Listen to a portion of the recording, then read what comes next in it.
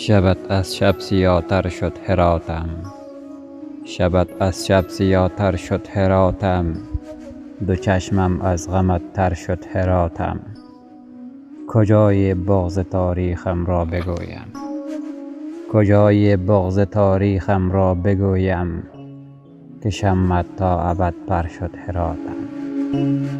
بهارت رفته دیگر فصل درد است، بهارت رفته دیگر فصل درد است، گمانم روز محشر شد هراتم.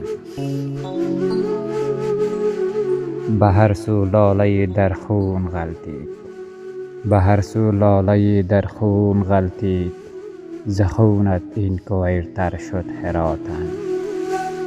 صدای نالت تا آسمان رفت، صدای نالت تا آسمان رفت، مگر گوش جهان کر شد هراتم.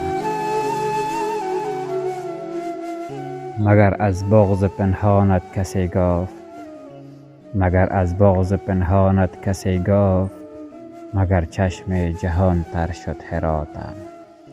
هزار درد نهان در سینه‌ات بود، هزار درد نهان در سینه‌ات بود، ولی حالا چه بیشتر شد هراتم، ولی حالا چه بیشتر شد هراتم.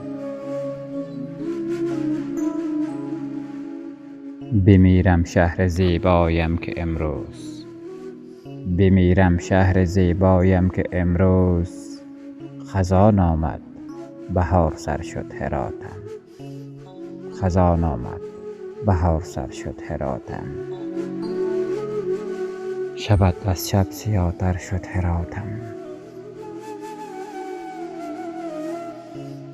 شعر از عزیزالله پارسا، دکلمه با صدای امواج جانباز کوهستانی.